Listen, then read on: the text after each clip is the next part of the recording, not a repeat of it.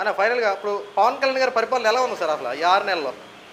పవన్ పవన్ కళ్యాణ్ గారి పరిపాలన ప్రతి వ్యక్తి కూడా మెచ్చుకుంటున్నారండి. ఆ! ఎందుకంటే చంద్రబాబు నాయుడు గారు ఆ రోజున ఈ జగన్మోహన్ రెడ్డి చేసిన అరాచకానికి ఆ!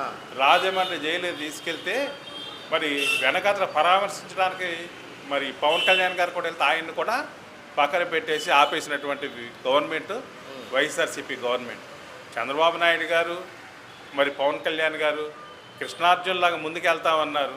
వీళ్ళిద్దరికీ కూడా బీజేపీ గవర్నమెంట్ సపోర్ట్గా ఉంది. హ్మ్. దాని మీద ఏంటంటే పవన్ కళ్యాణ్ గారు చేసి అన్నీ కూడా మంచి చేయమనే చెప్తున్నారు తప్ప ఎక్కడ కూడా చెడు చేయండి, చెడు ముందుకు తీసుకెళ్ళండి అని ఆయన ఎక్కడ కూడా చెప్పిన విధానం లేదు.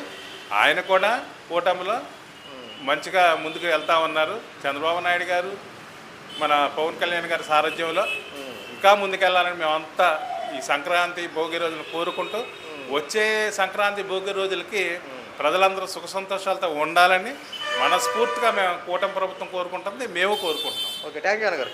డిప్యూటీ సీఎం పవన్ కళ్యాణ్ గారి పరిపాలన ఎలా ఉందని ఒకసారి ఆలోచిస్తే ఇప్పటికి 6 నెలలు కంప్లీట్ అయింది. 7వ నెల రన్నింగ్లో ఉంది. పిఠాపురం నియోజకవర్గం నుండి అత్యధిక మెజారిటీతో గెలిచినటువంటి పవన్ కళ్యాణ్ గారు ఆంధ్ర రాష్ట్ర డిప్యూటీ సీఎంగా బాధ్యతలు చేపట్టిన దగ్గర నుండి ఈ రోజు వరకు కూడా ప్రజల పక్షాన వ్యవహరిస్తున్నారు అనడంలో ఎటువంటి సందేహం లేదు. ఎందుకంటే ఒక పక్క పిఠాపురం నియోజకవర్గాన్ని చూసుకుంటూనే ఆంధ్ర రాష్ట్రంలో ఏ సమస్య తలెత్తినా సరే నేనున్నాను, ప్రజలకి నేను అండగా ఉంటానని చెప్పి డిప్యూటీ సీఎం పవన్ గారు తనదైన రీతిలో ప్రతి ఒక్కరికి అండగా ఉంటున్నారు. ముఖ్యంగా చూసుకుంటే పవన్ కళ్యాణ్ గారు మార్కు ఎక్కడ కనపడిందంటే స్టార్టింగ్లోనే ఏదైతే గ్రామాలు అభివృద్ధి చేయాలి, గ్రామాలు అభివృద్ధి చెందితేనే పట్టణాలు అభివృద్ధి చెందుతాయి, పట్టణాలు అభివృద్ధి చెందితేనే జిల్లాల వారీగా అభివృద్ధి చెందుతుంది, జిల్లాలు అభివృద్ధి చెందుతూనే యావత్ రాష్ట్రం అభివృద్ధి చెందుతుందని చెప్పి ఏదైతే స్టార్టింగ్ తీసుకున్నటువంటి నిర్ణయం ఉందో చూసారా, గ్రామ అభివృద్ధి కోసం ఉపాధి హామీ పనులు చేపట్టినటువంటి విషయాలు ఏవైతే ఉన్నాయో అక్కడే పవన్ కళ్యాణ్ గారు మార్కు కనపడింది. అంతకుముందు పంచాయతీల్లో నిధులు లేక అసలు గ్రామాల్లో ఏ పనులు చేయడానికి కనీసం నిధులు కూడా లేనట్టయిన టైంలో పవన్ కళ్యాణ్ నిధులు విడుదల చేశారు. కనీసం 20,000 పంచాయతీకి వచ్చే 20,000 30,000 నిధులు విడుదల చేసి ఏదైతే మనకి స్వతంత్ర దినోత్సవ వేడుకలకి నిధులు విడుదల చేశారు. సో అక్కడ నుండే పవన్ కళ్యాణ్ గారు ప్రత్యేకంగా ప్రతి అంశం మీద దృష్టి పెట్టారు. ఏదైతే పర్యాటక శాఖ తీసుకున్నారు, అంతేగాని నీటిపారుదల సంబంధించి అటవీ సంరక్షణ గురించి పర్టికులర్గా ఈ శాఖలు ఎందుకు తీసుకున్నారు, పవన్ కళ్యాణ్ గారు ప్రకృతి మీద ఉన్నటువంటి ప్రేమని ఆలోచించుకొని సో ఈ ప్రకృతి ద్వారా అనేక మంది దోచుకుంటున్న మెయిన్ పాయింట్ ఆలోచించండి. ఈ ప్రకృతిని అడ్డం పెట్టుకొని ప్రకృతిలో దొరికే సహజ వనరులను అడ్డం పెట్టుకొని కొంతమంది బడాగా దోచుకుంటున్నారు. ఇలాంటి వాళ్ళు భర్తం పడడం కోసమే కూటమి ప్రభుత్వంలో ముఖ్యమైనటువంటి ఈ యొక్క ఏదైతే ఈ పర్యావరణ శాఖకు సంబంధించి ఏదైతే ఉందో అది పవన్ కళ్యాణ్ గారు తీసుకున్నారు.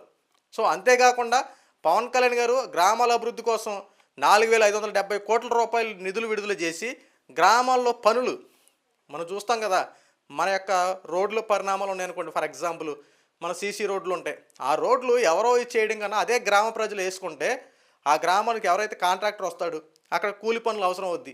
ఆ గ్రామానికి సంబంధించిన వాళ్ళు కూలి పనులుగా పెట్టుకుంటే ఆ రూపాయి వాళ్ళ దగ్గరే ఉంటుంది, వాళ్ళు చక్కగా డ్రైనేజీలు వేసుకుంటారు, వాళ్ళే క్లీన్ చేసుకుని అన్నీ వాళ్ళే చేస్తారు. కాబట్టి ఆ రూపాయికి వాళ్ళకే ఉపయోగపడుతున్నట్టు గ్రామాల కోసం 4,750 కోట్ల రూపాయలు నిధులు విడుదల చేశారు పవన్ కళ్యాణ్ గారి యొక్క ఆలోచనతో.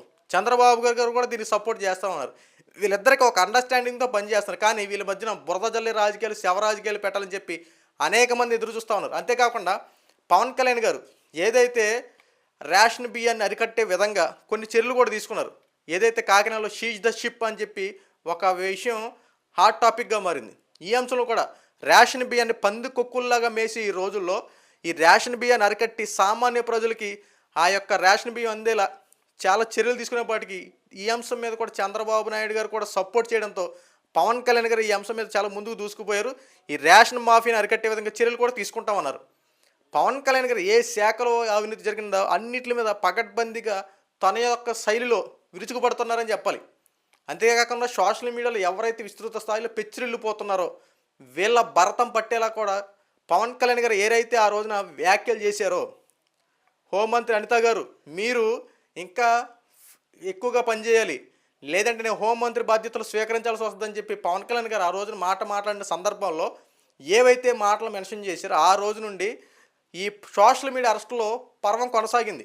వైఎస్ఆర్సీపీ పార్టీకి సంబంధించి చాలామంది ఎవరైతే ఉన్నది లేనట్టు లేనిది ఉన్నట్టు క్రియేట్ చేసి వార్తలు పెట్టారు. అంతేకాకుండా ముఖ్యంగా రాజకీయాలు మాట్లాడుతున్నాం, రాజకీయ ముసుగులో ఉన్నాం, రాజకీయాలు మాట్లాడుతున్నాం అని చెప్పి భ్రమలో ఉంటూ వ్యక్తిగత విషయాల గురించి, ఇంట్లో ఆడవాళ్ళ గురించి ఇష్టానుసారంగా మాట్లాడిన ప్రతి ఒక్కరి మీద ఈరోజు కూటమి ప్రభుత్వం చంద్రబాబు నాయుడు గారు, పవన్ కళ్యాణ్ గారు, అలాగే హోంమంత్రి అనిత గారు ఎప్పుడైతే స్ట్రాంగ్ డిసిషన్ తీసుకున్నారో అప్పటి నుండి ఈ వైఎస్ఆర్సీపీ పార్టీకి సంబంధించి చాలామంది ఆగడాలు తగ్గాయని చెప్పాలి ఒక రకంగా. ఎందుకంటే అస్సలు బాబు వాళ్ళు ఆపలేకపోయేవాళ్ళం అండి.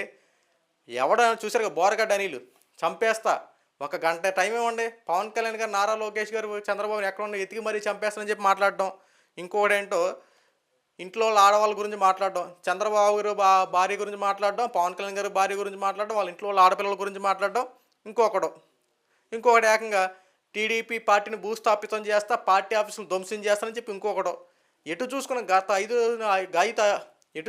సంవత్సరాలు బురద జల్లే రాజకీయాలు, శవ రాజకీయాలు కాకుండా ఎటు చూసుకున్న గత 5 సంవత్సరాలు దౌర్జన్యాలు, అరాచకాలు విపరీతంగా పెరిగిపోయాయి అనడంలో ఎటువంటి సందేహం లేదు. ముఖ్యంగా టీడీపీ పార్టీని అంతమొందించే విధంగా వైఎస్ఆర్సీపీ పార్టీ చేసినటువంటి ఎత్తులు పై ఎత్తులు చివరాఖరికి వాళ్ళని ఇరుకుని పెట్టేలా చేశాయి. ఈరోజున కూటమి ప్రభుత్వం అధికారంలోకి వచ్చింది, చంద్రబాబు నాయుడు గారు ముఖ్యమంత్రి అయ్యారు, డిప్యూటీ సీఎం పవన్ కళ్యాణ్ గారు అయ్యారు. సో వీళ్ళందరూ ఒక సిస్టమేటిక్గా పనిచేయడంతో, ముఖ్యంగా పవన్ కళ్యాణ్ గారు ఒక మార్కు ద్వారా ఈ రోజున కూటమి ప్రభుత్వాన్ని ఒక ఎనలేని స్థానంలో పెడుతున్నారని ఎటువంటి సందేహం లేదు.